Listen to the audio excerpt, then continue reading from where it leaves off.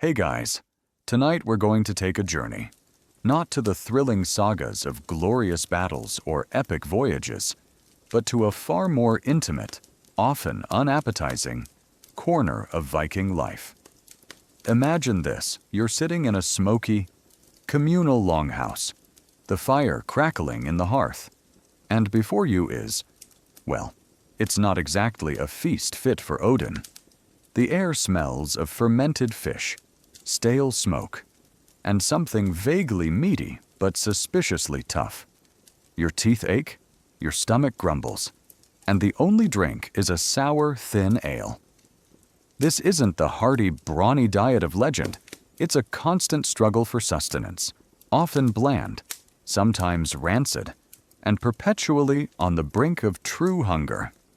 You probably won't survive this without losing a few teeth, or at least your appetite for a week. But we're going to dive into how the Vikings' diet was truly terrible. So, before you get comfortable, take a moment to like the video and subscribe, but only if you genuinely enjoy what I do here. And if you're feeling adventurous, drop your location and local time in the comments. I always love seeing where you guys are tuning in from. Now, dim the lights. Maybe turn on a fan for that soft background hum, and let's ease into tonight's journey together.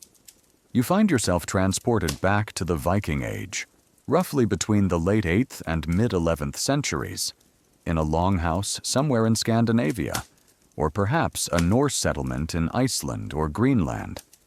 The image you might have of Vikings as massive, meat-gorging warriors, constantly feasting on roasted boar and drinking endless horns of mead, is largely a myth, perpetuated by sagas and modern media. The reality was far more mundane, more challenging, and often, quite frankly, depressing.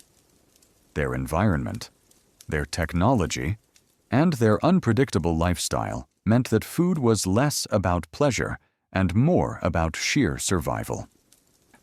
Your daily life revolves around the seasons, and so does your diet. The short, often brutal growing seasons in their northern homelands limited agricultural output, and the cold winters demanded extensive food preservation.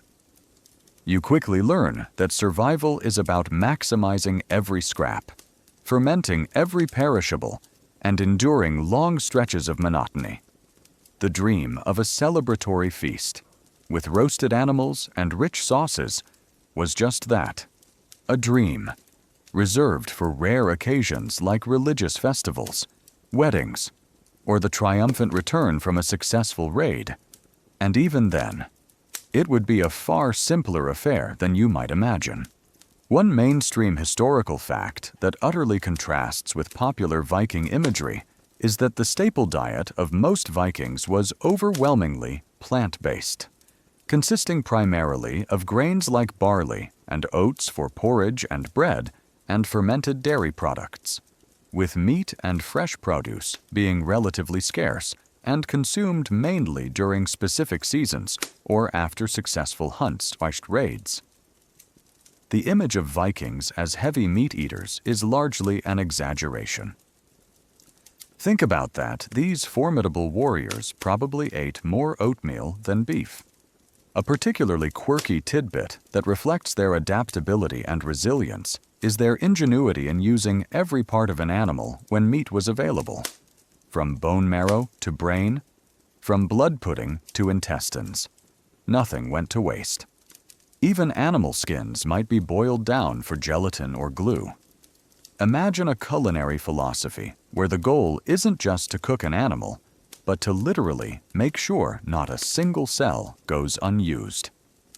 Even the parts that might make you squirm. Historians still argue whether the apparent hardiness and physical prowess of Viking warriors, despite their relatively monotonous and often nutritionally precarious diet, was primarily due to their active lifestyle and natural selection for resilience, or if our modern understanding of their diet is skewed by the perishable nature of many foods, leading us to underestimate their actual nutrient intake from wild foraging and varied local resources. Did their tough diet make them strong, or were only the strong able to survive it? As you prepare for your meager morning meal, the longhouse is dimly lit by the central fire and perhaps a few sputtering lamps. The air is often smoky, making your eyes water.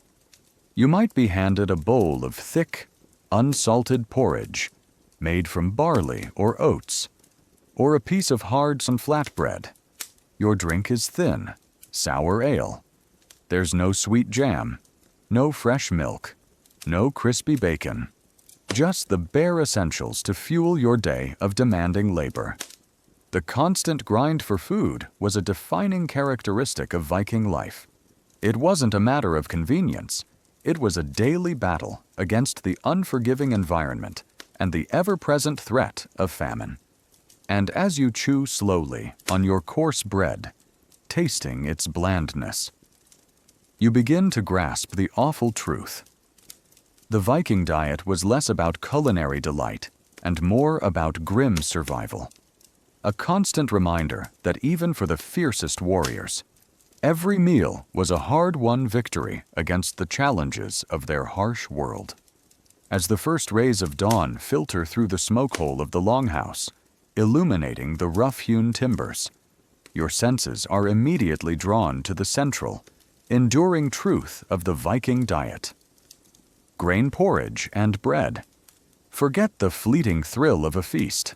Your daily sustenance, the very fuel that powers your formidable Viking body, is overwhelmingly derived from humble grains, typically barley and oats.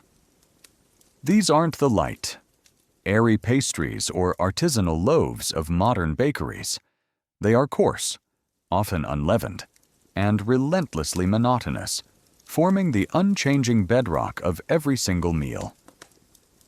You quickly learn that your palate will become intimately familiar with the taste of blandness, because this is what sustains you, day in and day out.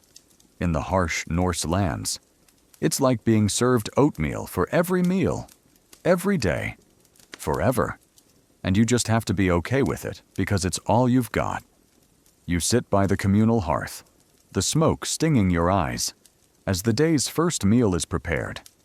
A large cauldron hangs over the fire, bubbling with a thick, viscous mixture. This is your porridge, or grotter in Old Norse, the quintessential Viking breakfast. It's made from ground barley or oats, boiled with water, and perhaps a bit of fermented milk or whey if available. There are no fancy toppings, no spoonfuls of honey or berries. Those are rare luxuries. Remember, just a plain, sturdy, and often unsalted gruel, designed purely for sustenance. One mainstream historical fact that utterly redefines the popular image of Viking nutrition is that grains, particularly barley and oats, formed the absolute staple of the average Viking diet, consumed daily in the form of thick porridges, flatbreads, and sometimes as fermented beverages, providing the primary caloric intake for both humans and livestock. This agrarian foundation contrasts sharply with the common perception of a purely meat-centric diet. Imagine the texture thick, dense, and slightly gritty, sticking to your ribs with a satisfying, if unexciting, weight. It's not meant to be delicious. It's meant to fill your stomach and give you energy for a day of demanding labor. Whether that's working the fields, building a longhouse, or sharpening your axe for a raid, you eat quickly, silently, as do your family and fellow longhouse inhabitants, the scraping of wooden spoons against bowls the only sound. A particularly quirky tidbit about Viking grain consumption is the presence of wild plants and even tree bark sometimes ground into flour during times of scarcity. Imagine trying to make bread out of birch bark, a desperate measure that further highlights the constant struggle against hunger in lean years. Historians still argue whether the apparent lack of sophisticated milling technology in early Viking settlements meant that their grains were always coarsely ground, leading to a grittier and less refined diet. Or if regional variations and the availability of basic hand querns allowed for more varied textures and preparations than archaeological evidence alone might suggest. Did necessity force coarseness? Or did local customs allow for variety? Beyond porridge, bread is your other constant companion, not the leavened, fluffy bread you're used to. This is typically a flatbread, made from barley or oat flour mixed with water, sometimes baked quickly on a hot stone or griddle over the fire. It's dense, chewy, and often hard, designed to be filling and last for a while. It serves as your plate, your utensil, and your primary source of carbohydrates. You might break off pieces to scoop up any meager stew or dip into salty fish broth. The quality of the grain itself could vary. In good harvest years, it might be relatively clean, but in lean times, or from less careful threshing, it could contain husks, pebbles, or even insect fragments, adding to the texture of your meal. You chew slowly, deliberately, extracting every bit of sustenance from each coarse mouthful. The monotony is profound. Day after day, meal after meal, the same basic grain dishes. You might dream of sweet berries or fresh-caught game, but the reality is the relentless repetition of porridge and flatbread. This diet, while providing essential calories, was often deficient in other vital nutrients, leading to health issues we'll explore later. You feel the satisfying, if heavy, fullness in your stomach, a temporary reprieve from the gnawing hunger. You pick up your wooden bowl, scrape out the last bits of porridge, and prepare for the long day ahead, fueled by the humble, unexciting bounty of the grains. The awful truth about the Vikings' diet isn't just that it was often bland, it's that it was overwhelmingly reliant on these coarse, monotonous staples, making every meal a testament to their enduring reliance on the land, and a constant reminder of the fundamental struggle for basic sustenance in a harsh, unyielding world. Having finished your monotonous bowl of grain porridge, your mind might wander to the tantalizing thought of meat. But the reality of meat scarce and preserved quickly sets in. Forget the endless roasted joints of popular myth. Fresh meat was a rare luxury in the Viking diet, primarily available during seasonal hunts, after a successful raid, or during the autumn slaughter.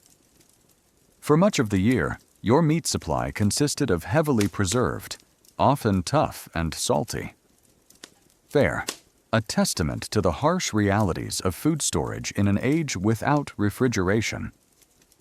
You quickly learn that meat isn't just sustenance, it's a hard-won prize, meticulously stretched, and often not particularly palatable.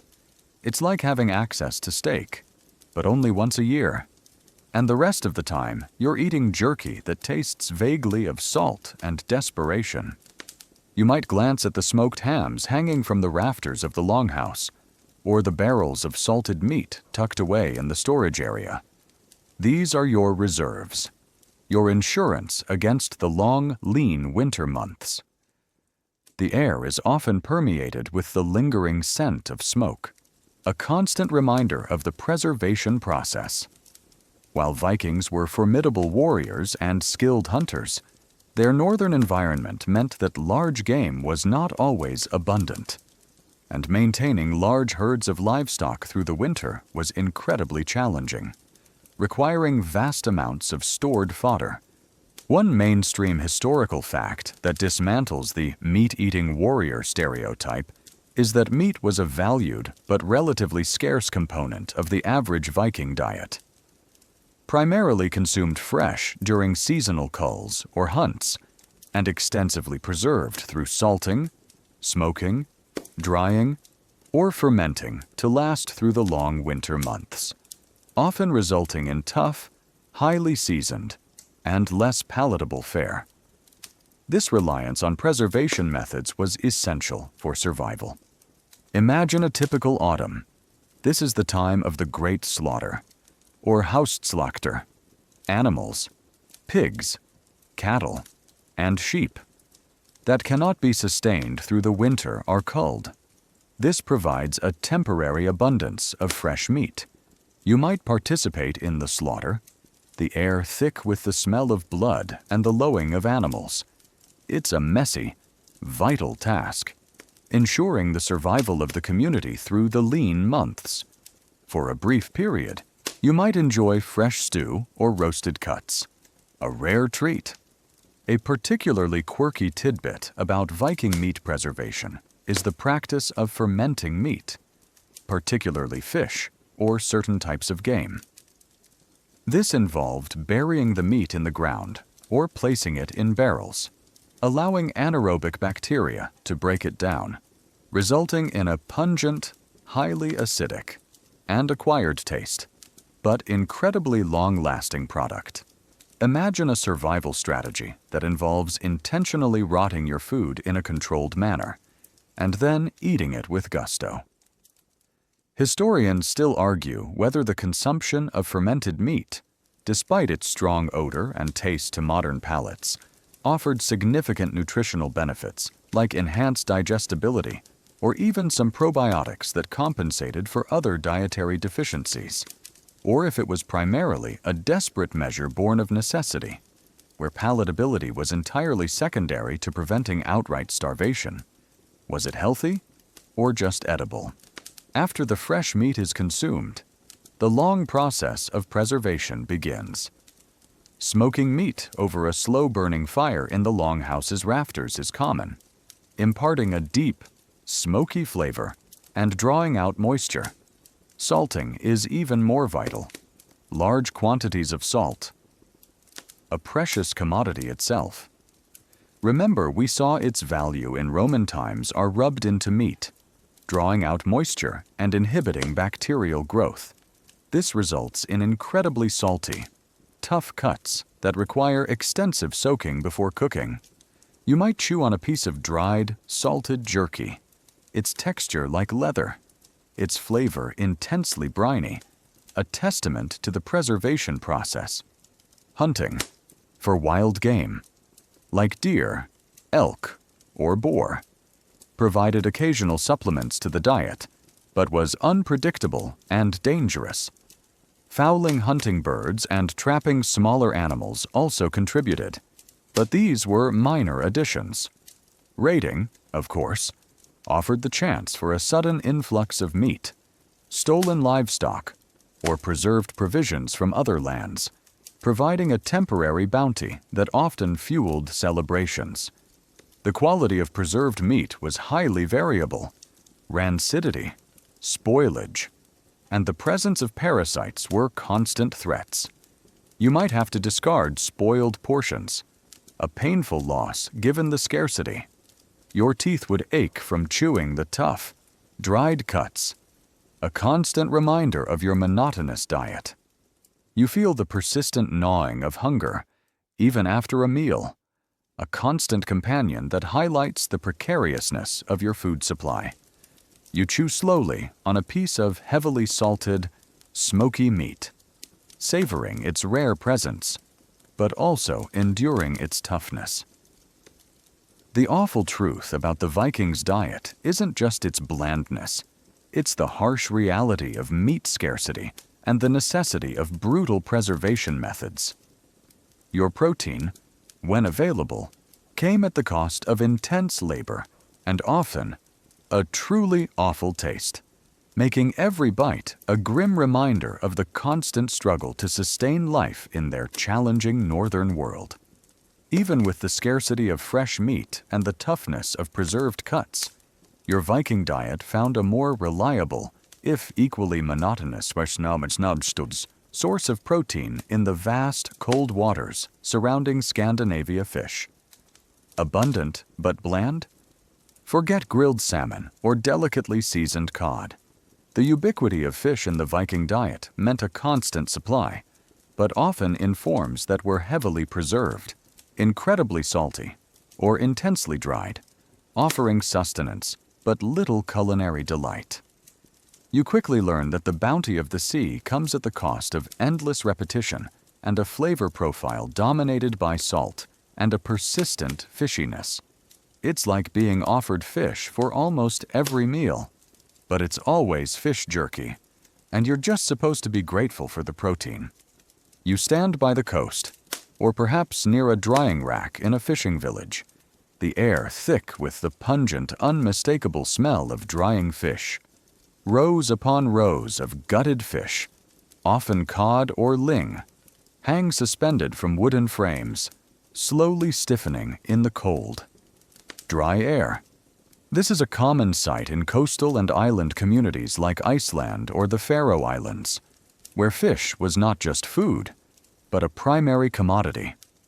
One mainstream historical fact that highlights the sheer importance of fish is that fish, particularly cod, herring, and other abundant species, constituted a major, often daily part of the Viking diet, especially in coastal and island communities, and was predominantly preserved through drying stockfish, salting, or smoking to ensure year-round availability. This sustainable resource was crucial for survival in their northern latitudes. Imagine peeling off a piece of stockfish, a dried cod or ling. It's hard, brittle, and almost entirely devoid of moisture. To eat it, you might have to beat it repeatedly with a mallet or a stone to soften it, then tear off strips with your teeth. Chewing for what feels like an eternity. The flavor is intensely fishy, concentrated, and undeniably bland without further preparation. It's nutritious, packed with protein, but hardly a culinary experience. You might break off pieces to eat with your coarse flatbread, or add it to a meager stew, its tough texture giving your jaw a serious workout. A particularly quirky tidbit about stockfish is its extreme durability. Properly dried stockfish could last for years, making it an ideal provision for long voyages and raids. Imagine a food that's so tough and long-lasting, it practically defines non-perishable and tastes exactly like that historians still argue whether the widespread consumption of highly preserved fish, particularly stockfish, provided a crucial source of vital nutrients like protein and certain minerals that helped compensate for other dietary deficiencies in the Viking diet, like the scarcity of fresh vegetables. Or if its monotonous nature and often harsh preparation methods contributed to the overall poor quality of life for common Vikings. Did it sustain, or just barely keep them alive? Salting was another common preservation method, particularly for herring and other oily fish. Large quantities of fish would be packed into barrels with layers of salt, creating a briny solution that prevented decay. This salted fish, while less tough than stockfish, was still incredibly salty and required extensive soaking before cooking to make it palatable. You might see barrels of brined herring, their pungent aroma contributing to the distinct smell of your longhouse or village. Smoking fish, particularly salmon or trout, was also practiced, imparting a smoky flavor and extending shelf life. This was often a more desirable form of preserved fish, slightly less dry than stockfish, but still far from fresh. While fresh fish was certainly eaten when available, perhaps a newly caught trout from a river, or a cod from a quick fishing trip, these were fleeting moments of culinary enjoyment. For much of the year, especially during the long winters, it was the preserved fish that sustained life, a constant reminder of the limited resources and harsh realities of their environment.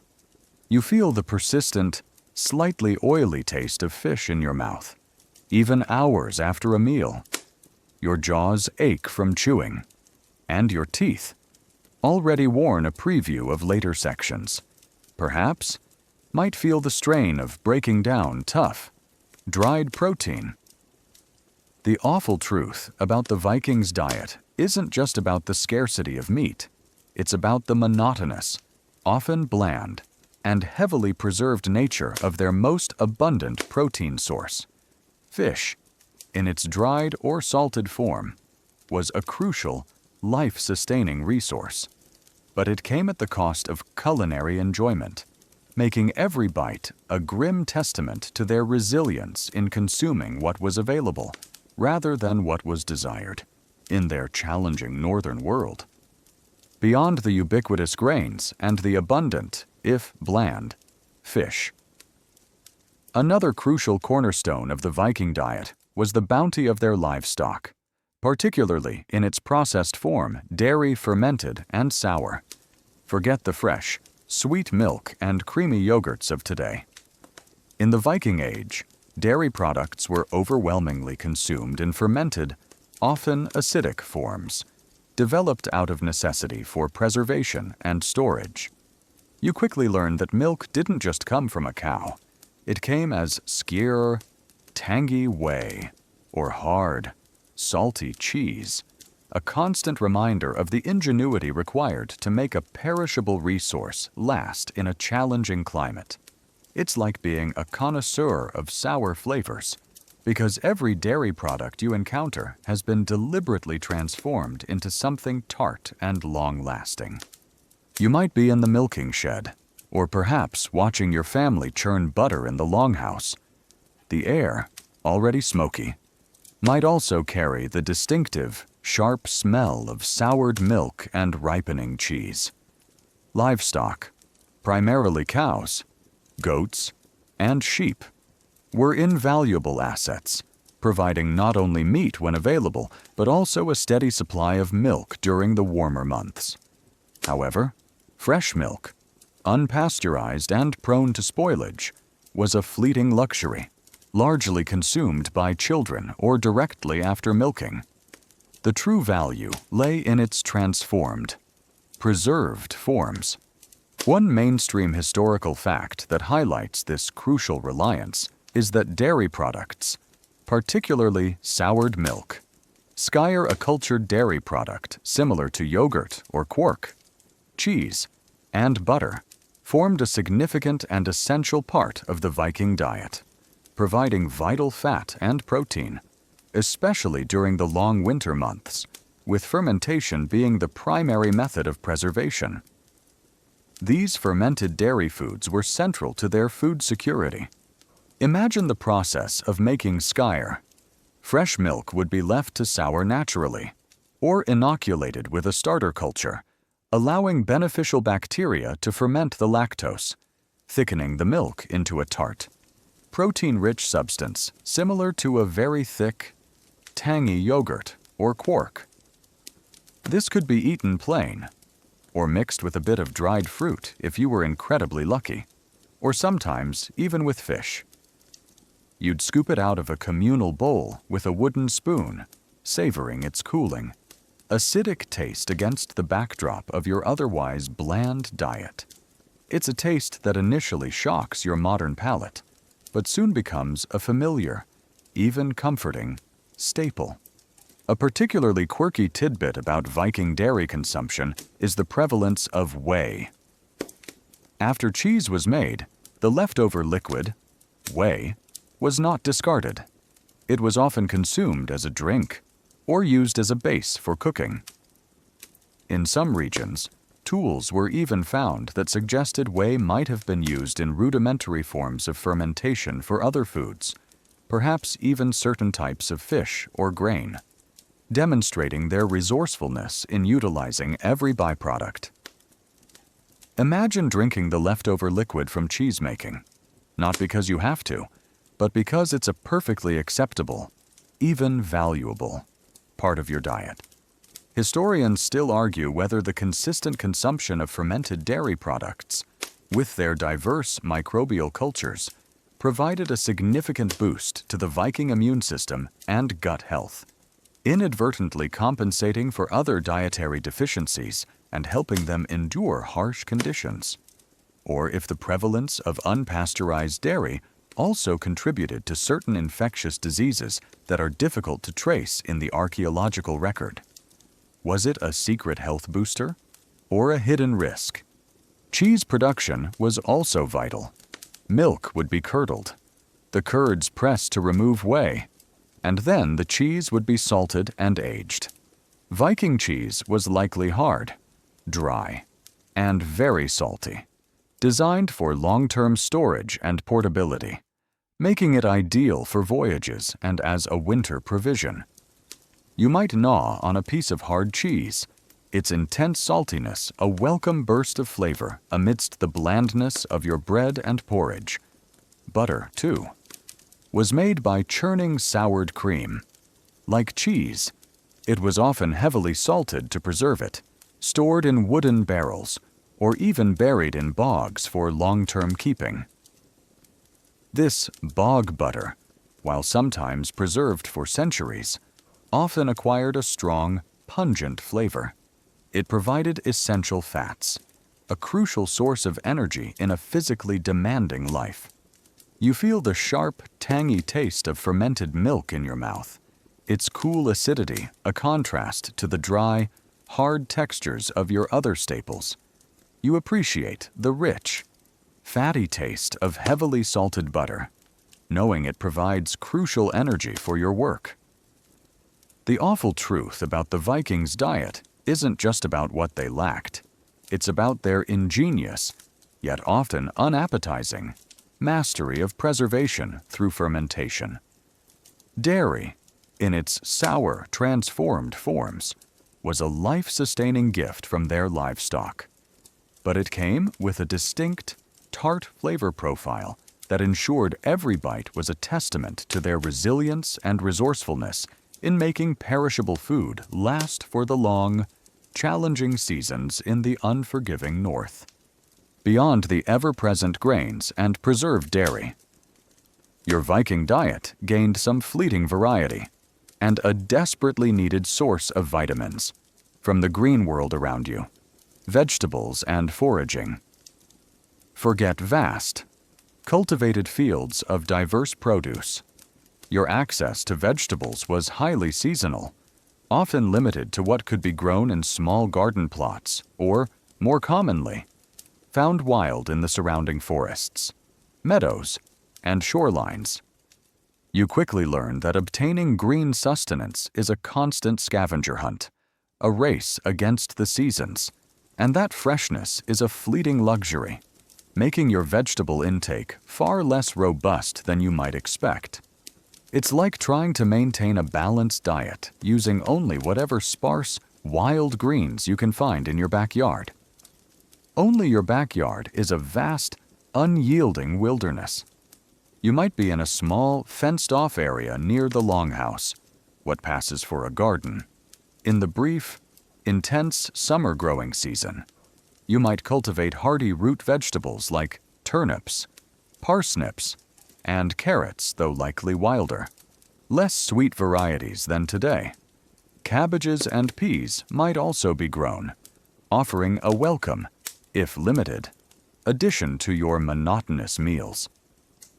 One mainstream historical fact that highlights the limitations of Viking agriculture is that cultivated vegetables in the Viking Age were largely restricted to hardy root crops like turnips, carrots, and parsnips, cabbages, and legumes, grown in small plots during short northern growing seasons, while wild foraging provided crucial seasonal supplements like leafy greens, herbs, and roots, reflecting a diet heavily dependent on local, seasonal availability. Their diet wasn't bursting with diverse fresh produce year-round. Imagine the effort to tend these small plots. The soil is often rocky, the growing season short and unpredictable. You nurture each plant, knowing its yield is vital for your family's survival, a precious source of nutrition beyond the dried and salted staples. These cultivated vegetables, when harvested, would be eaten fresh immediately, or attempts would be made to preserve them, perhaps by drying or fermenting, though this was less common than for meat or fish. A particularly quirky tidbit about Viking vegetable consumption is the widespread, yet often unrecorded. Reliance on wild edible plants, from nettles and wild sorrel for leafy greens, to various edible roots, fungi, and seaweeds collected from the shore. Foraging was a constant, essential activity for supplementing the diet, especially for the poorer segments of society. Imagine knowing every edible plant in the forest, like a human encyclopedia of wild edibles, simply because your survival literally depended on it. Historians still argue whether the consistent, albeit undocumented intake of various foraged wild plants and herbs, many of which are rich in vitamins and minerals, inadvertently helped to mitigate the severity of certain nutritional deficiencies, like scurvy, in the Viking diet, or if the sheer unpredictability and seasonal nature of foraging made its overall health impact negligible compared to the persistent lack of cultivated fresh produce. Did foraging secretly save them? Or was it just a desperate measure? You might accompany your family members on foraging expeditions into the nearby woods or along the coastline. You learn to identify edible plants, herbs for medicinal purposes, and wild mushrooms. It's a skill passed down through generations, a vital component of survival in their challenging environment. You might gather wild garlic to add a rare pungency to your bland porridge, or collect dandelions for their bitter greens. Seaweed, particularly along the coastlines of Norway and Iceland, was another foraged food source, sometimes dried and eaten as a snack, or added to stews for flavor and nutrients. It provided minerals and some vitamins, a testament to their resourcefulness in utilizing every available resource from their environment. The challenge, of course, was preservation. Most fresh vegetables, once harvested or gathered, had a very short shelf life. There were no root cellars as sophisticated as later periods, and drying or salting vegetables was less common than for meat or fish. This meant that the nutritional benefits of fresh greens were highly concentrated in the brief summer and early autumn months, leaving the long winters largely devoid of fresh, plant-based vitamins. You feel the rough texture of a foraged root in your hand, its earthy smell a welcome contrast to the perpetual scent of smoke and cured meat. You appreciate the crisp snap of a freshly picked cabbage leaf, knowing it's a fleeting pleasure. The awful truth about the Vikings' diet isn't just about its monotony. It's about the relentless seasonality and limited diversity of their vegetable intake. Your access to greens was a constant struggle, relying on small and hardy plots and the unpredictable bounty of the wild, making every mouthful of fresh plant matter a hard-won, often fleeting, victory against the pervasive nutritional challenges of their harsh northern world. Even with the humble addition of foraged greens and hardy root vegetables, your Viking diet's pursuit of sweetness and vibrant flavors hit a significant roadblock when it came to fruit and berries seasonal treats. Forget the year-round availability of fresh fruit you enjoy today in the harsh northern climes of the Viking Age. Fresh fruit was a rare, fleeting luxury, available only for a brief window in late summer and early autumn. For much of the year, your palate would know nothing but the blandness of grains, the saltiness of preserved meats, and the sourness of fermented dairy, making every berry a precious, short-lived delight. It's like being promised a lavish dessert, but it only appears for 2 weeks out of the year, and then it's gone until next time. You might be walking through a sparse forest or across a windswept moor in late summer. Suddenly, your eyes catch a glimpse of color, a patch of wild blueberries, lingonberries, or perhaps cranberries, clinging to their bushes. This is a moment of genuine excitement, a rare burst of natural sweetness in an otherwise monotonous diet. You quickly set about gathering them, knowing that this bounty is fleeting. One mainstream historical fact that highlights the scarcity of fruit is that fresh fruits and berries in the Viking Age were highly seasonal and geographically limited, predominantly available through wild foraging during the short summer and autumn months, with preservation methods being rudimentary and not ensuring year-round access, making them rare treats rather than dietary staples. Their intake of fresh, vitamin-rich fruit was extremely low for much of the year. Imagine the taste intensely sweet, tart, or a mix of both. A stark contrast to the savory and bland flavors you're accustomed to. You savor each berry, feeling the burst of juice on your tongue, a sensory explosion that momentarily transports you from the grim realities of your daily diet.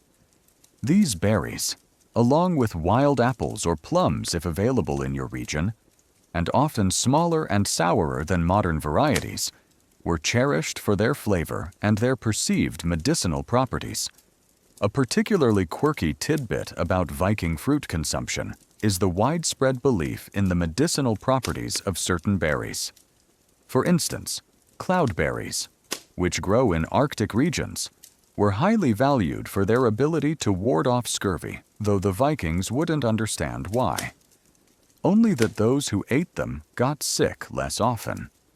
Imagine using a specific berry as a primary, vital medicine, believing it held some magical power over disease, simply because you observed its effects.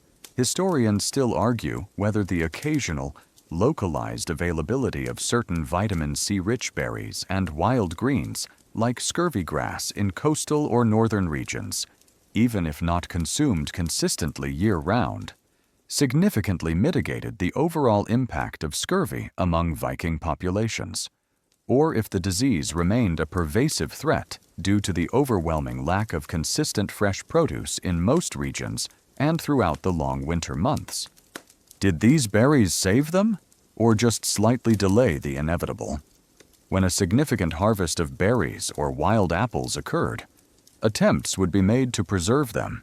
Some might be dried in the sun or over a low fire, though this often resulted in a tough, chewy product that lost much of its original flavor and some of its nutritional value. Others might be fermented, perhaps into a rudimentary cider or a sour fruit preserve, further altering their taste but extending their shelf life.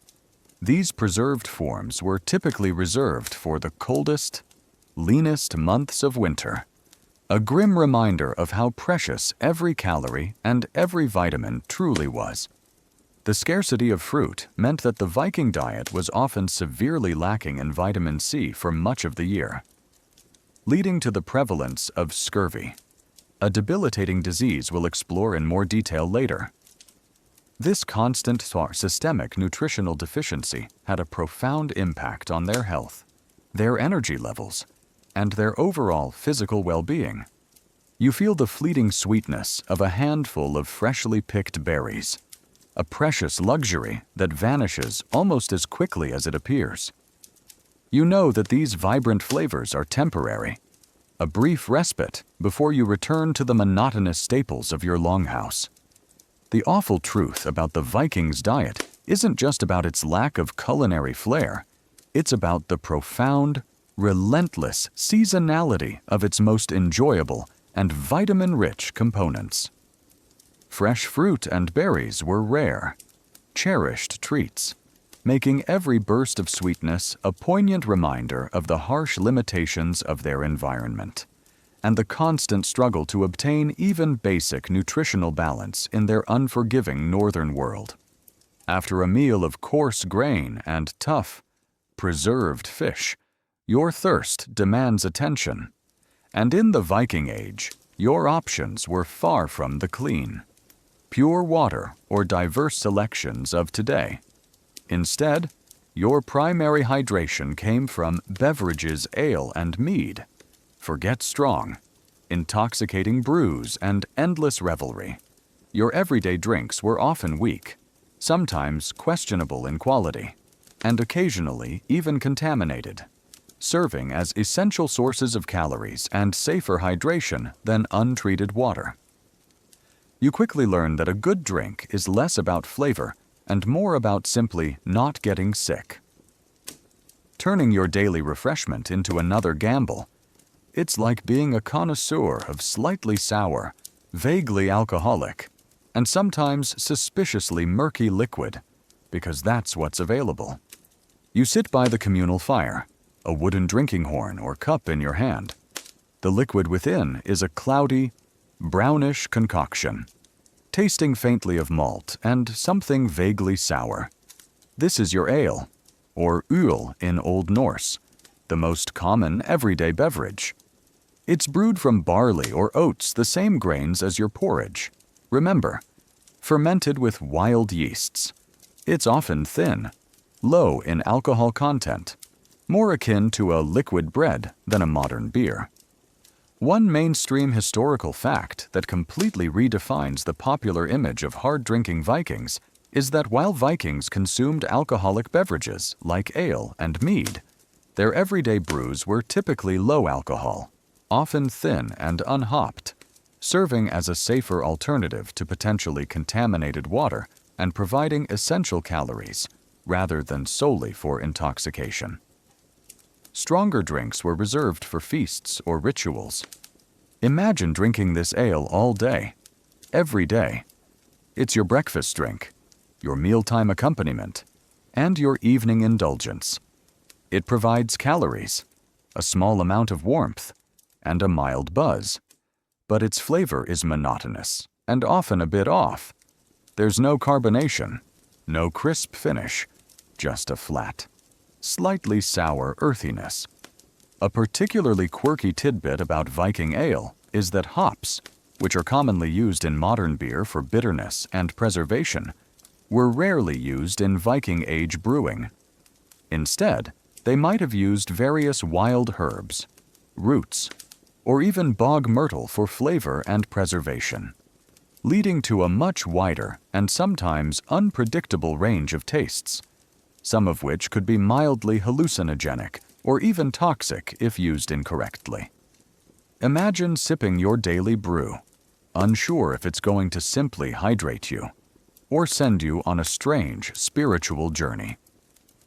Historians still argue whether the consistent consumption of low-alcohol ale, by reducing the intake of contaminated water, played a significant role in public health by preventing waterborne diseases, or if the sheer volume consumed and the potential for contaminants in the brewing process meant that even ale posed its own health risks that are hard to quantify in the archaeological record. Did it make them healthier, or just less sober?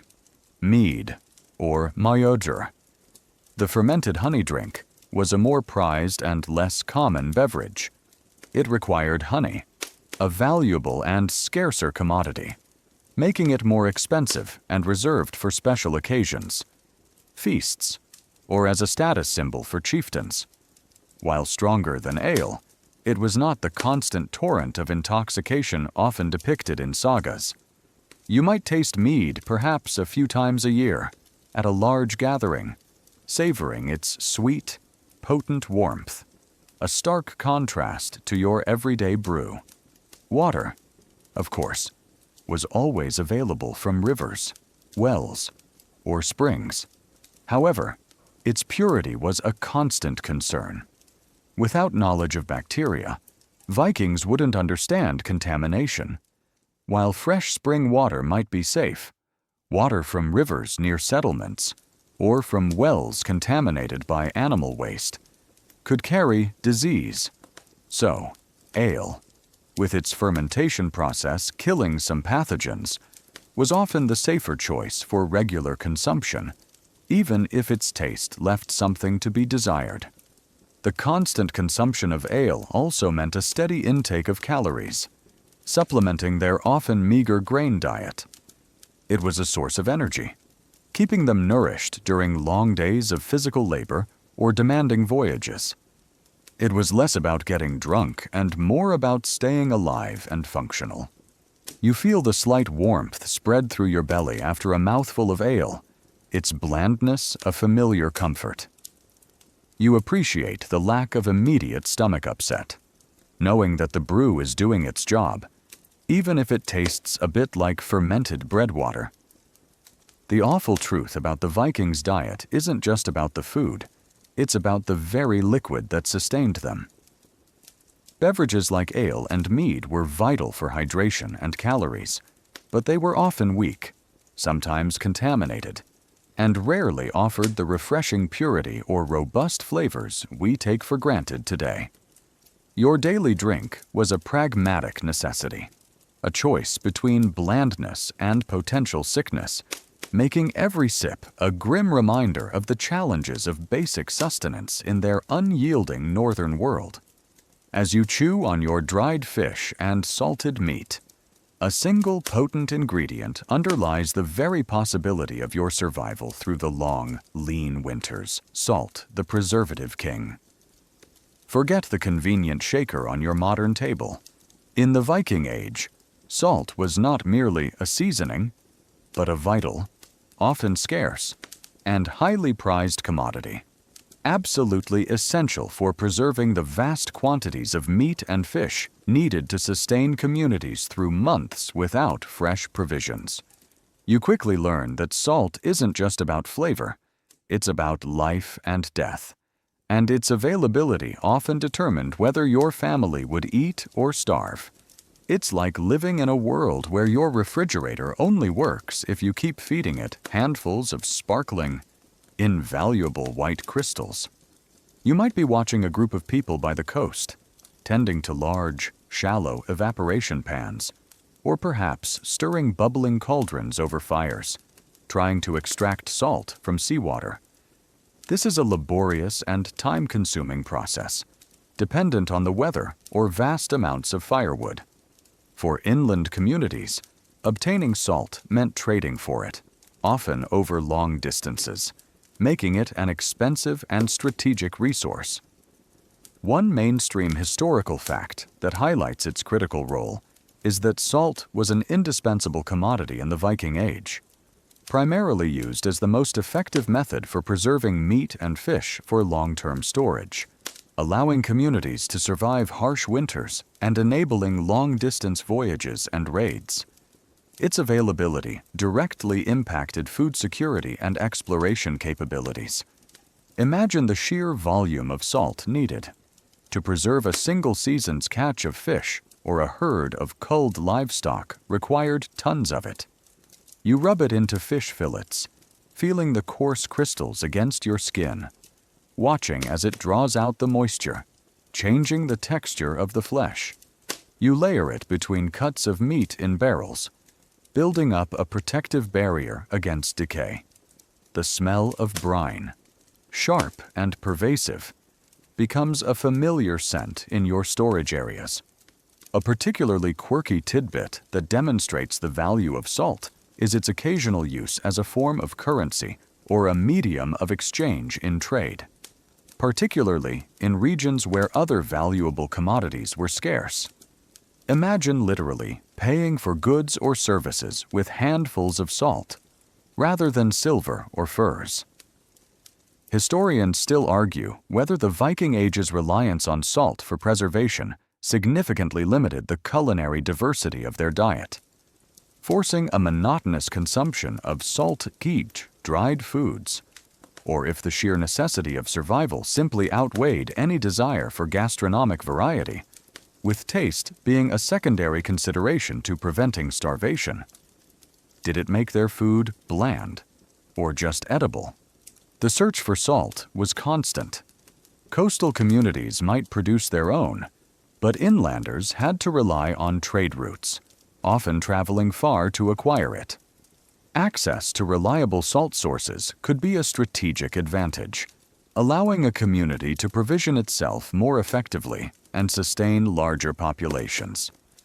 A chieftain might control a salt-producing area, adding to his wealth and power.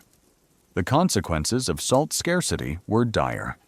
Without enough salt, surplus meat and fish from bountiful seasons could not be preserved, leading to rapid spoilage and devastating food shortages in the lean months. A bad harvest or a poor fishing season, coupled with a lack of salt, could spell famine for an entire community. You've probably seen the grim effects of famine. Remember that constant threat. Salt was one of your primary defenses against it.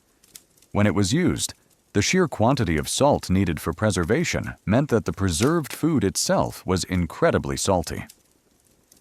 You would often have to soak dried fish or salted meat in water for extended periods before cooking, just to make it palatable. This process, while removing some of the salt, also leached away some nutrients.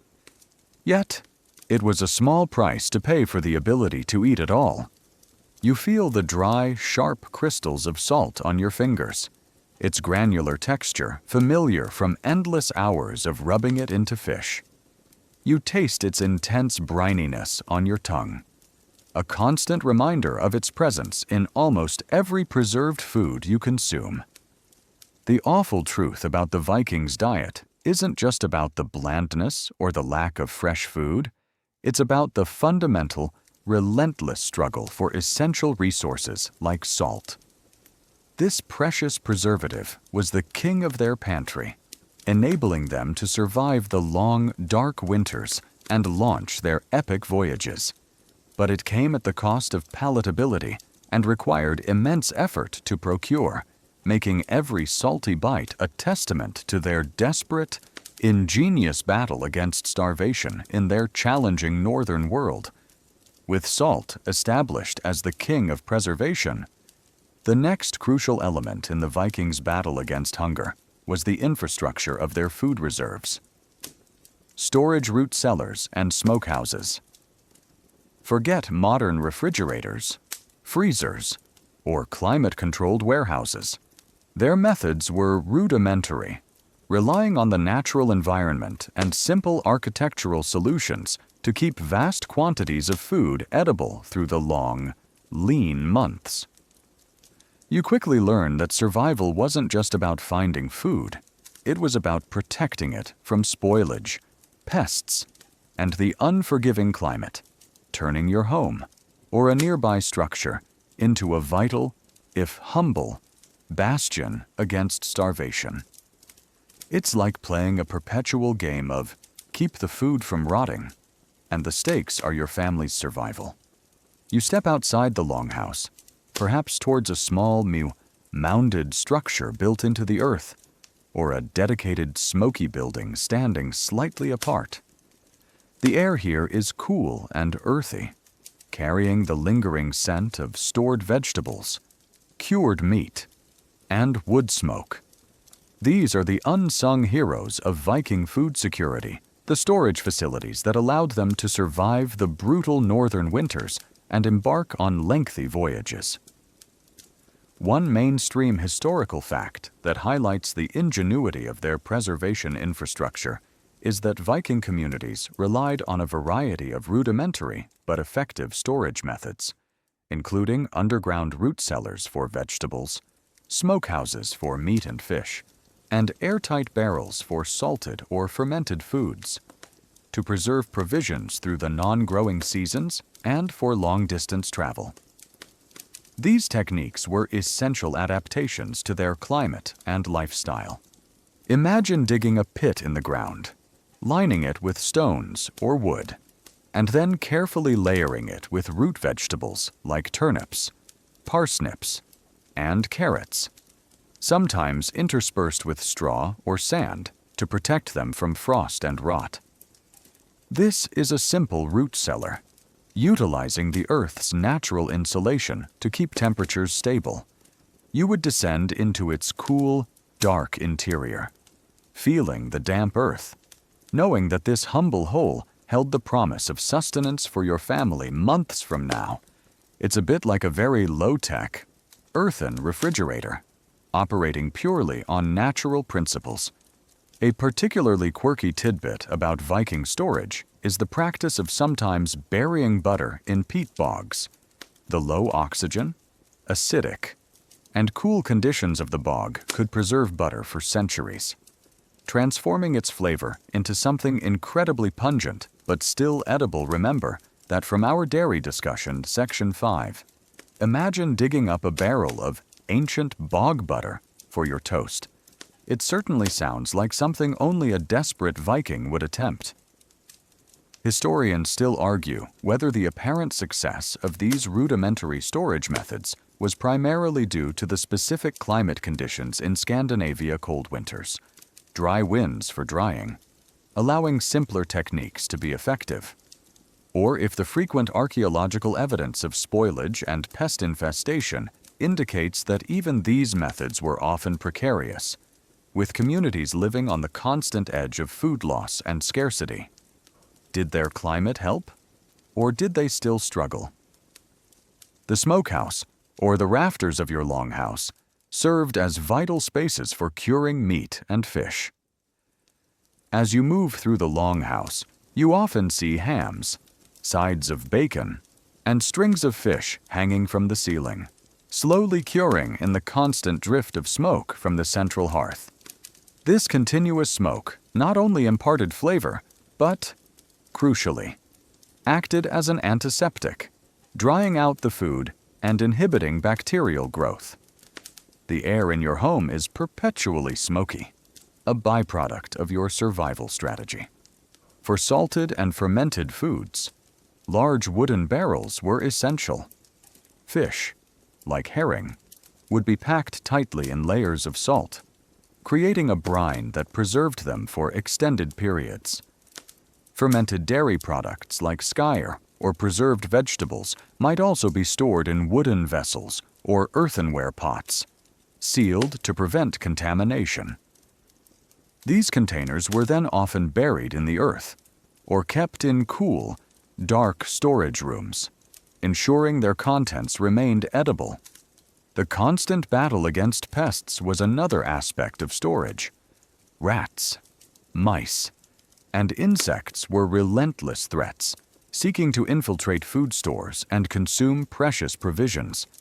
You would spend time sealing barrels, repairing storage pits, and perhaps even setting crude traps, all to protect your family's lifeline.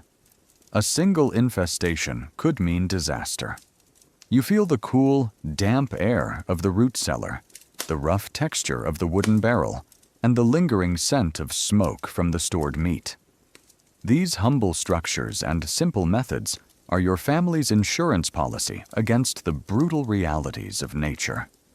The awful truth about the Vikings' diet isn't just about what they ate.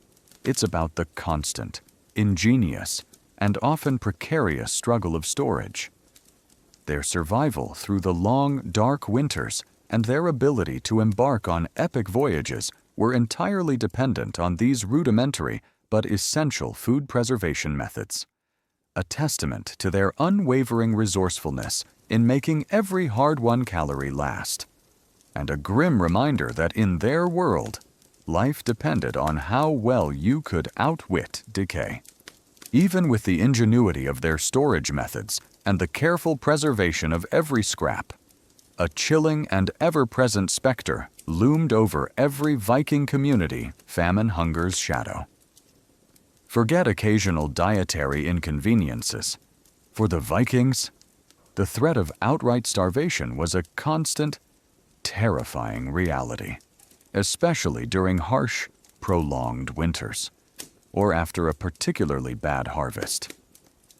You quickly learn that all your efforts at farming, hunting, fishing, and preserving are a desperate gamble against the unforgiving forces of nature, and that the line between survival and succumbing to the gnawing emptiness of hunger is perilously thin. It's like living under a perpetual dark cloud, where any slight shift in the weather or a stroke of bad luck could mean widespread, agonizing starvation. You feel the familiar ache in your stomach, a deeper, more persistent hunger than the usual emptiness between meals. Perhaps the winter has been unusually long and cold, locking the land in ice and snow, making hunting impossible and consuming your stored provisions faster than expected. Or maybe a summer harvest was blighted by too much rain, or a sudden frost, decimating your precious grain yield. These are the moments when the shadow of famine lengthens, casting a grim pall over the longhouse. One mainstream historical fact that utterly defines the precariousness of Viking life is that famine was a recurring and devastating threat in the Viking Age, particularly in northern regions with harsh climates, caused by factors like poor harvests, severe winters, livestock disease, or disrupted trade, leading to widespread starvation, increased mortality, and desperate measures for survival. Their food security was always fragile. Imagine the agonizing choices made as provisions dwindle. You might see your mother or wife carefully rationing out smaller and smaller portions of coarse bread or dried fish, trying to make the last supplies stretch. The children's bellies begin to swell, their faces growing gaunt, their usual boisterousness replaced by a quiet, pervasive lethargy. Every mouthful of food becomes an intensely precious commodity, consumed slowly, deliberately, knowing that there might not be another. A particularly quirky tidbit that reflects the extreme desperation during famines is the historical and archaeological evidence of famine foods, plants or materials that would normally be considered inedible, but were consumed out of sheer necessity. This could include things like tree bark, especially birch bark, ground into flour, certain types of mosses or lichens, or even boiled leather, all providing minimal nutrition but enough to stave off immediate death. Imagine having to eat tree bark just to feel something in your stomach. A truly grim culinary low point. Historians still argue whether the Viking saga's vivid descriptions of cannibalism during severe famines, particularly in the Greenlandic settlements, were primarily accurate historical accounts reflecting ultimate desperation, or if they were often embellished cautionary tales intended to highlight moral collapse during times of extreme duress, making it difficult to ascertain the true prevalence of such abhorrent practices. Was it historical fact or moral fable that pushed them to such extremes? The effects of famine are slow and agonizing. Weakness sets in, making daily chores or hunting expeditions incredibly difficult. Your body begins to waste away, drawing on its own reserves. Your immune system weakens, making you highly susceptible to any disease that passes through the community, turning a simple fever into a fatal illness. The line between hunger and sickness blurs, each exacerbating the other. As the days crawl by, marked only by the relentless gnawing in your stomach, you see the grim toll it takes on your community. Older people, and especially young children, are often the first to succumb, their fragile bodies unable to withstand the prolonged deprivation. The silence in the longhouse becomes heavier, marked by fewer murmurs, fewer movements, as everyone conserves their precious energy. The fear of famine was a powerful motivator for all aspects of Viking life. From meticulous food storage to the drive for raiding and trade. Remember how that helped supplement their diet. Section 15 will remind you.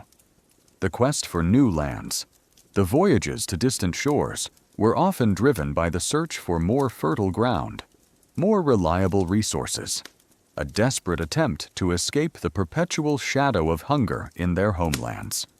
You feel the persistent, dull ache in your stomach, the constant exhaustion, and the profound, chilling understanding that your very existence is a constant battle against the empty plate. The awful truth about the Vikings' diet isn't just about its monotony. It's about the ever-present threat of famine, the terrifying reality that all your efforts could still lead to starvation.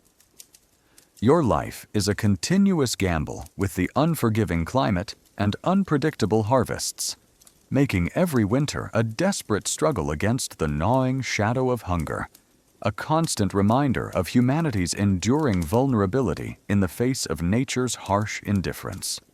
Even if you survived the constant threat of famine, the relentless monotony of your Viking diet left an indelible and often painful mark on your body, dental health gnawing truth. Forget pearly white smiles and regular dental checkups. The Viking diet, characterized by coarse grains, tough preserved meats, and a complete lack of modern oral hygiene, led to widespread and often agonizing dental problems. You quickly learn that every meal is a challenge for your teeth, and that pain, decay, and eventual tooth loss are an almost guaranteed part of your life, making eating itself a daily ordeal. It's like living in a constant state of mild toothache, where every bite of food is a potential adventure in discomfort.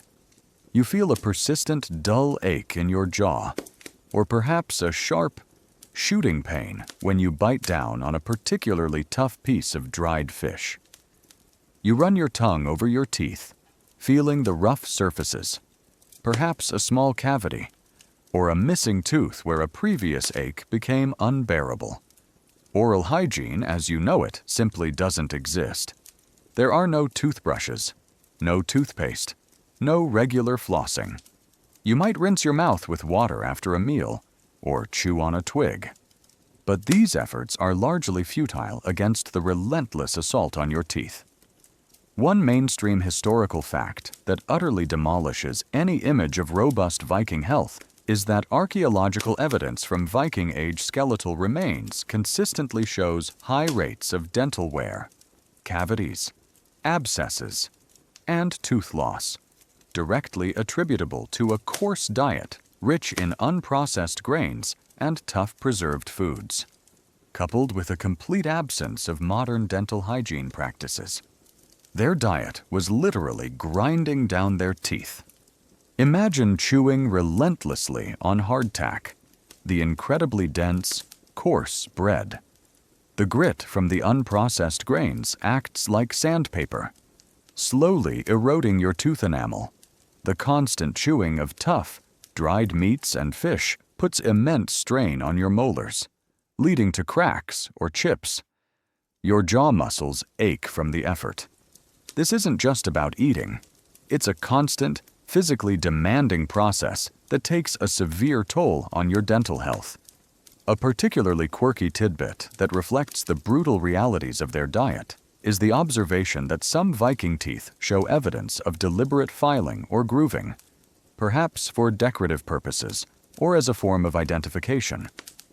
Imagine altering your teeth, which are already in poor condition, for aesthetics or tribal markers, risking further damage in the process.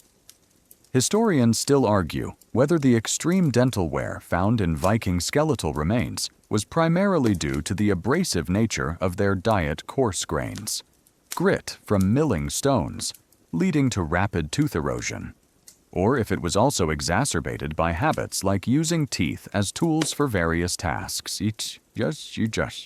softening leather or gripping objects, adding to the wear and tear beyond just eating. Was it about food or lifestyle that ruined their smiles? Cavities, though perhaps less prevalent than in populations with high sugar intake, were still common, particularly as dental wear exposed the softer dentin beneath the enamel.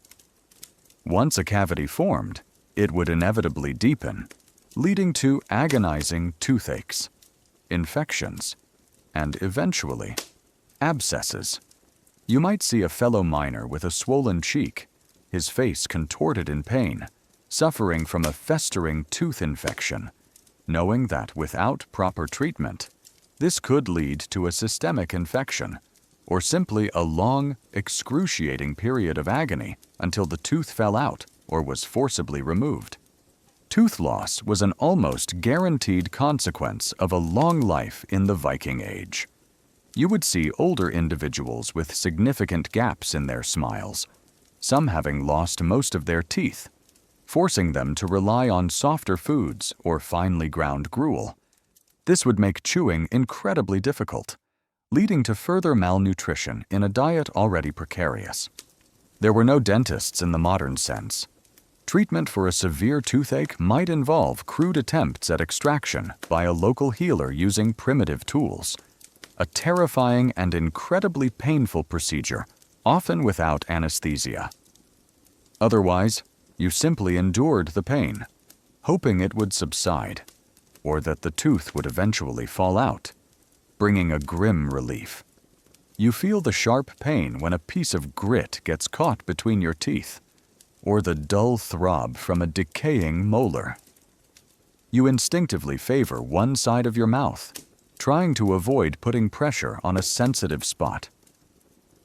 The awful truth about the Vikings diet isn't just about its monotony or its lack of fresh ingredients. It's about the pervasive, agonizing reality of poor dental health. Your teeth, constantly grinding coarse grains and tough meats, were relentlessly worn down, infected, and lost, making every meal a physical challenge and a constant reminder of the brutal, unglamorous price paid for survival in their challenging northern world, leaving behind a legacy of worn, aching, and often missing teeth. Even if you somehow endured the monotony of coarse grains, the scarcity of fresh meat, and the agonizing pain of failing teeth, the most insidious consequence of the Viking diet was often the silent, creeping devastation wrought by disease from diet scurvy's reach. Forget any notion of a balanced meal. The chronic lack of essential nutrients, particularly during the long, dark winters and on extended voyages, left countless Vikings vulnerable to debilitating illnesses, turning their very sustenance into a source of slow, agonizing decline. You quickly learn that your body is a vessel constantly fighting against its own fuel, and that the symptoms of deficiency are as terrifying as any invading enemy. It's like sailing on a ship powered by bad fuel, and the ship itself is slowly falling apart from the inside out. You feel a persistent weakness, a dull ache in your joints, and a strange tenderness in your gums.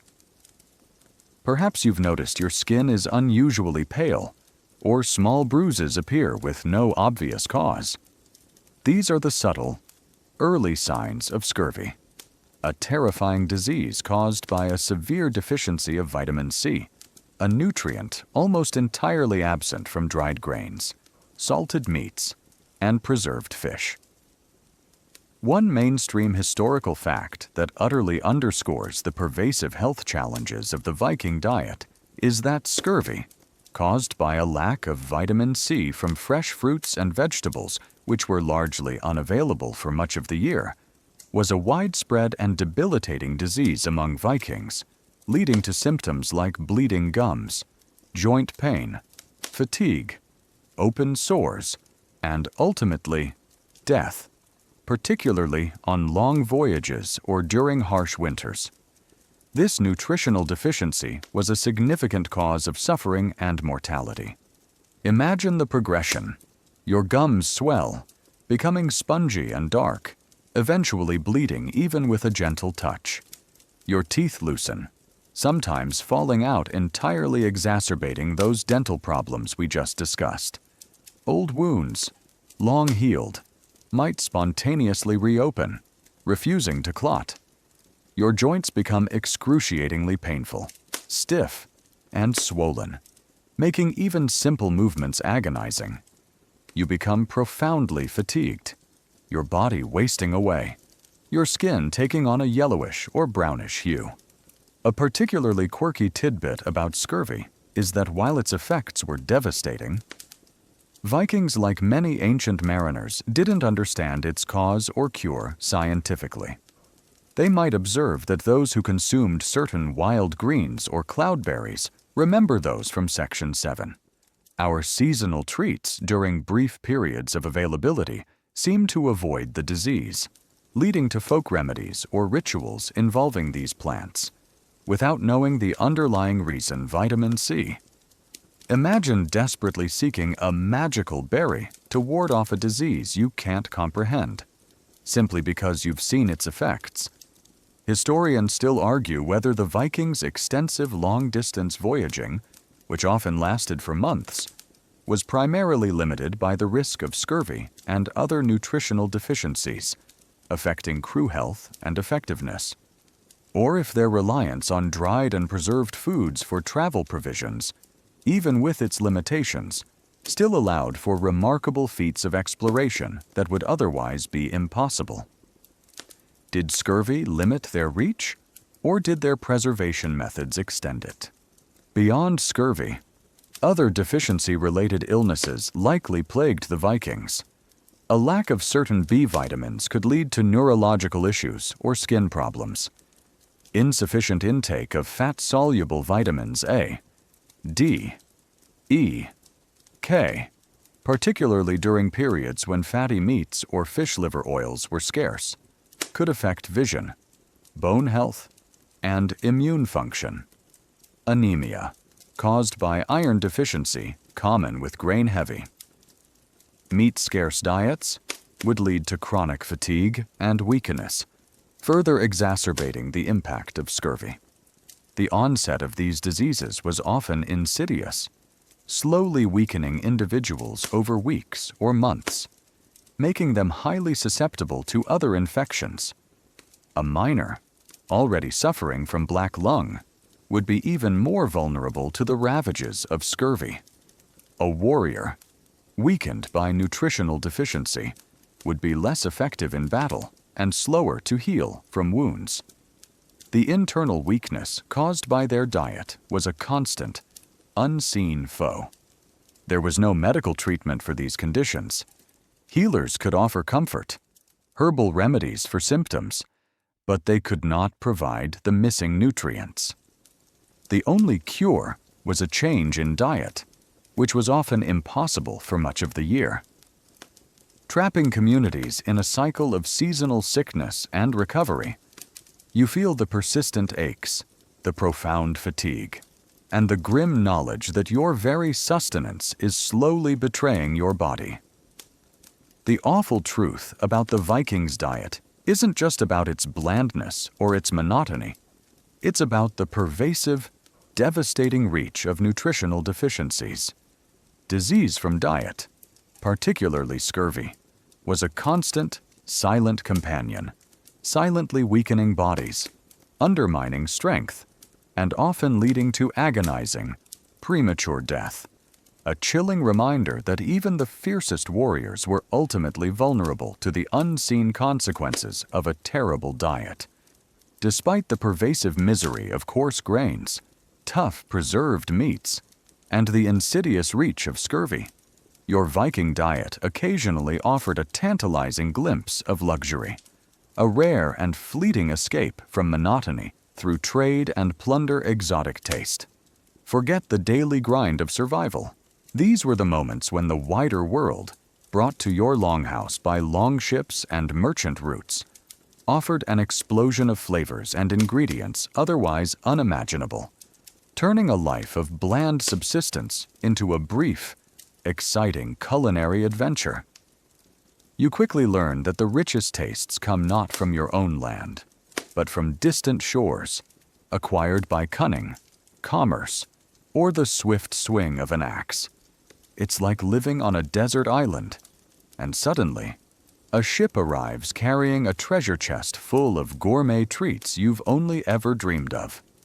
You sit at a chieftain's feast, perhaps celebrating a successful trading season or the triumphant return of a raiding party. The air, usually smoky and familiar, now carries new, enticing aromas, the sweet perfume of foreign spices, the rich scent of fine wines, or the unfamiliar tang of southern fruits. These are not your everyday staples. They are exotic luxuries, purchased or plundered from distant lands, offering a stark contrast to your usual fare. One mainstream historical fact that highlights this occasional indulgence is that while the everyday Viking diet was austere, long-distance trade and successful raiding expeditions brought a variety of luxury and exotic foodstuffs into Viking communities, including wine, honey, fine spices like cinnamon, cloves, dried fruits, and even foreign grains, offering rare culinary delights for the elite and occasional treats for others. These were highly prized additions to their otherwise limited diet.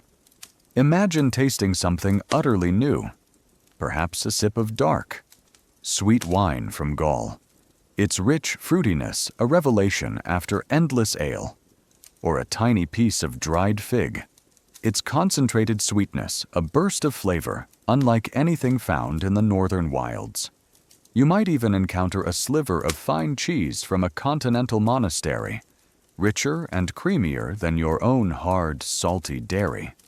These moments are savored, their flavors a testament to the wider world and the daring voyages that brought them home.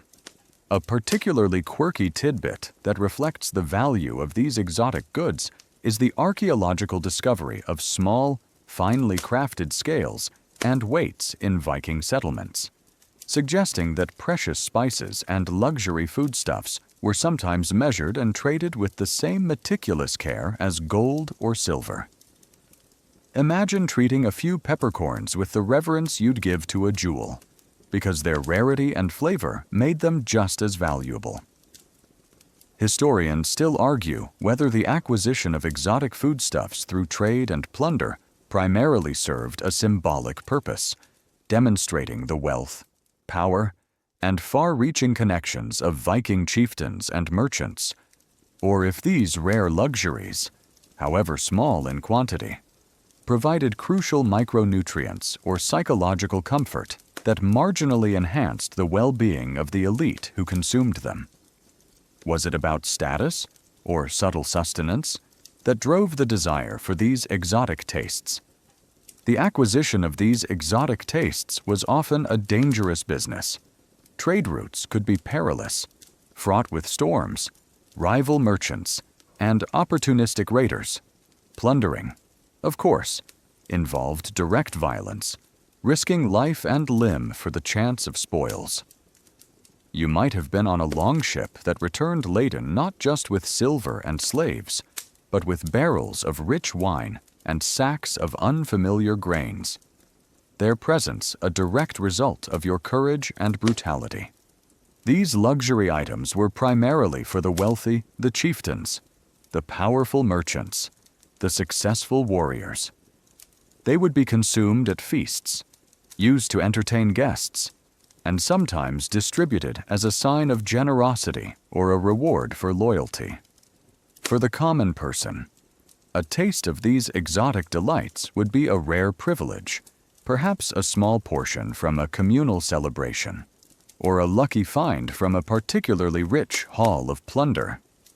You might get a sip of fine wine, a bite of a foreign dried fruit, but it would be a fleeting sensation, a tantalizing memory against the backdrop of your usual blandness. The very existence of these exotic foods, however rare, underscored the Vikings' connections to a wider world. Their voyages were not just for conquest, they were for commerce, for new experiences, for resources that their own harsh lands could not provide. These rare delicacies served as both a reward for their daring and a tantalizing glimpse of a life beyond the constant struggle for subsistence. You savor the unfamiliar taste of a foreign spice, a brief burst of flavor that awakens your senses, a fleeting moment of pure culinary delight. You know it will be a long time before you taste anything like it again. The awful truth about the Vikings' diet wasn't just its inherent blandness, it was the sharp, often bitter contrast between the monotonous daily fare and the rare, thrilling bursts of exotic taste acquired through trade and plunder. These were the forbidden fruits of a dangerous life, a fleeting glimpse of a sweeter, more flavorful world, reminding you of the vast culinary spectrum that existed beyond your own longhouse, a testament to the rewards, however rare, that awaited those daring enough to sail the seas for both riches and the pursuit of new, exciting tastes. After navigating the coarse grains, the tough preserved meats, the bland fish, the sour dairy, the scarce fruits, the constant threat of famine, and the painful reality of scurvy. You finally emerge from our journey through the Viking diet to contemplate its profound and lasting legacy: hardiness, limited lifespan. The food they ate, or rather, the food they had to eat, undeniably shaped the very physiology, resilience, and indeed, the ultimate fate of the Viking people, influencing their reputation for toughness, but also contributing to lives that were often far shorter and more arduous than we might imagine. It's like looking at a gnarled, ancient tree, recognizing its resilience, but also seeing the marks of every harsh winter and every struggle for nutrients in its very form. You reflect on the sheer endurance required to subsist on such a diet, the constant chewing of hardtack and stockfish, the relentless battle against scurvy, the gnawing anxiety of famine. These were not minor inconveniences. They were daily struggles that demanded immense physical and mental resilience. This constant challenge, however, may have forged a population renowned for its hardiness. One mainstream historical fact that highlights this resilience is that despite a nutritionally challenging diet, often low in fresh produce and high in salt and coarse grains, Viking populations demonstrated remarkable physical hardiness and adaptability, successfully colonizing diverse northern environments and undertaking extensive voyages. Though archaeological evidence indicates a generally shorter lifespan and prevalence of diet-related health issues, their physical toughness was undeniable, even if their diet wasn't optimal. Imagine the body of a Viking, hardened by labor and exposure, seemingly robust. Yet, beneath the surface, the signs of chronic nutritional deficiency and wear and tear were often evident in their bones and teeth. Remember those dental problems. Their strength was a testament to their physical activity and selective pressures, rather than an abundant, balanced diet. A particularly quirky tidbit that reflects their adaptability is the unique way certain Viking communities, especially in Greenland, adapted their diet to extreme scarcity, relying heavily on marine mammal seals, whales, and seabirds when traditional farming failed. This forced them to become incredibly specialized hunters, fundamentally altering their culinary traditions to survive in the most unforgiving environments. Imagine having to completely reinvent your culture's diet simply to avoid extinction, relying on blubber and raw meat for survival.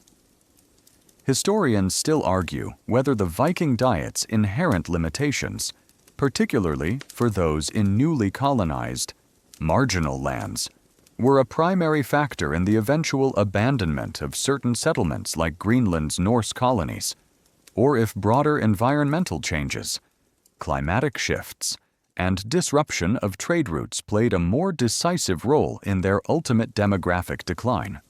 Did their diet directly cause failure, or just contribute to a larger struggle? The average lifespan of a Viking was significantly shorter than today, often in the 30s or 40s. While combat, accidents, and infectious diseases certainly played a role, chronic malnutrition and the long-term effects of their diet, including scurvy, weakened immune systems, and severe dental issues, undoubtedly contributed to their premature mortality. Their resilience was a means to endure a difficult life, not necessarily to extend it. The very reputation of Vikings as formidable, aggressive warriors might also, in part, be a legacy of their diet.